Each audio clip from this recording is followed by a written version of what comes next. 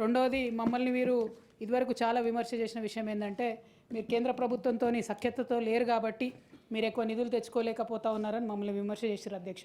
మరి గడిచిన సంవత్సర కాలంలో గౌరవ ముఖ్యమంత్రి గారు దాదాపు నెలకు 2-3 సార్లు ఢిల్లీకి పోయి కేంద్రంలో పెద్దలందరినీ మంత్రులందరినీ కూడా కలిసి వచ్చినారు. మరి ప్రతి జిల్లాకు రావాల్సినటువంటి నవోదయ పాఠశాలలు తెచ్చుకున్నారా? లెఫ్ట్ వింగ్ ఎక్స్ట్రీమిస్ట్ జిల్లాల కింద మన జిల్లాలు చాలా ఎక్కువ ఉన్నాయి, వాటిని ఎన్నింటినీ రికగ్నైజ్ చేస్తున్నారు. మూడోది అధ్యక్ష, మరి ముఖ్యమైనటువంటి విషయం బ్యాక్వర్డ్ గ్రాంట్స్ ఏదైతే ఉంటాయో అవి వచ్చినాయా రాలేదా? అవి దాదాపు 1800 కోట్లు పెండింగ్ ఉన్నాయి. మరి ఇన్నిసార్లు పోతా ఉన్నారు, ఇంత సఖ్యత మెయింటైన్ చేస్తూ ఉన్నారు మీరు ప్రధానమంత్రి దగ్గర నుంచి మొదలు పెడితే ప్రతి ఒక్కరితోని ఎక్స్ట్రా అడిషనల్ నిధులు ఏం తీసుకొచ్చినారు అనేటటువంటిది ప్రశ్న అధ్యక్ష. ఇందాకటిది నేను మీరు అన్నారు అధ్యక్ష, నెక్స్ట్ క్వశ్చన్ మీదే దాంట్లో అడగండి అని చెప్పి గౌరవ పొన్నం ప్రభాకర్ అన్న వెళ్ళిపోయినారు. కానీ ఆయన మాట్లాడుకుంటూ ఒక మాట అన్నారు అధ్యక్ష, మేము చనిపోలేదు పిల్లలు అది ఇది అని చెప్పడం జరిగినారు అధ్యక్ష. 53 మంది పిల్లలు చనిపోయినారు అనేటటువంటిది వాస్తవం అధ్యక్ష. ఆ కుటుంబాలు పేరెంట్స్ అందరూ బాధపడుతున్నటువంటి సందర్భం. ఆ చనిపోయినటువంటి వారందరికీ కూడా ఎక్స్గ్రేషియా ఇవ్వమని చెప్పి మేము డిమాండ్ చేయడం జరిగింది అధ్యక్ష. ఇస్తారా ఇవ్వరా అన్నటువంటిది ఒకటి. ఇంకొకటి ఏది మాట్లాడినా ఇప్పటి వరకు సంవత్సరం అయిపోయిన తర్వాత కూడా మరి కేసీఆర్ గారు ఏమన్నా ఇంట్లోకి వెళ్ళి ఇచ్చిరా అంటే, మరి ఇవాళ మీ ముఖ్యమంత్రి రేవంత్ రెడ్డి గారు ఏమన్నా ఇంట్లోకి వెళ్ళి ఇస్తున్నారా? మీరు ఎందుకు మాకు పెండింగ్ బిల్స్ ఇస్తలేరు? ఎందుకు విదేశీ విద్యార్థి నిధులు ఇస్తలేరు?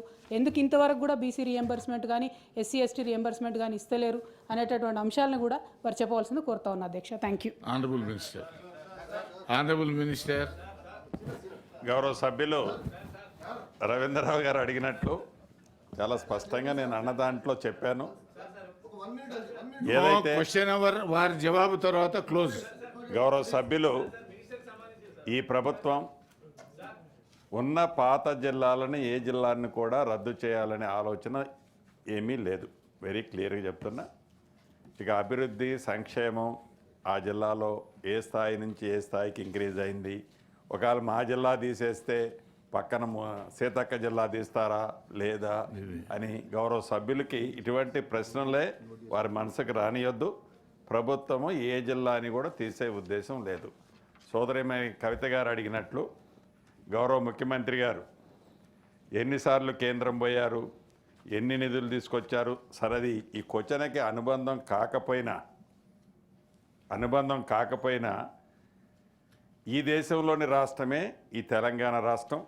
గౌరవ ముఖ్యమంత్రి గారు పోతే కేంద్ర ప్రభుత్వం ఏదైతే ఉందో, మీరు 10 సంవత్సరాలు పరిపాలించినాడు ఆనాటి ముఖ్యమంత్రి గారు ఆనాటి మంత్రులు కేంద్రానికి వెళ్ళినప్పుడు ఎన్ని నిధులు తీసుకొచ్చారో స్పష్టంగా మీకు తెలుసు, మాకు తెలుసు. కేంద్రంలో అధికారంలో ఒక పార్టీ ఉండి రాష్ట్రాల్లో ఒక పార్టీ ఉన్నప్పుడు ఆ ఫైట్ ఎలా ఉంటుందో కూడా ప్రత్యక్షంగా పార్లమెంటు సాక్షిగా మనం చూసాం. ఇవాళ అసెంబ్లీలో అనేక సందర్భాల్లో మనం చేస్తున్న ప్రపోజల్స్ చూస్తున్నాం. మాటకు ముందు మాటకు మధ్య మాటకు చివర గౌరవ ముఖ్యమంత్రి గారు ఇన్నిసార్లు కేంద్రం పోయారు, ఏమి నిధులు తెచ్చారు, ఏమి నిధులు డెఫినెట్గా పోయినప్పుడల్లా నిధులు ఏదో వ్యాగిళ్లతో వస్తాయన్నది కాదు.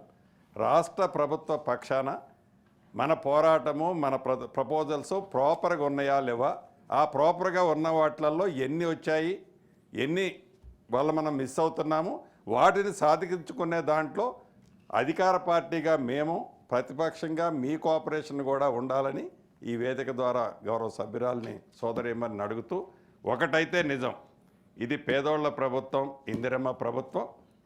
పేదోళ్ల కోసం ఎంతటి వరకైనా ఈ ప్రభుత్వం చిత్తశుద్ధితో పనిచేస్తుంది.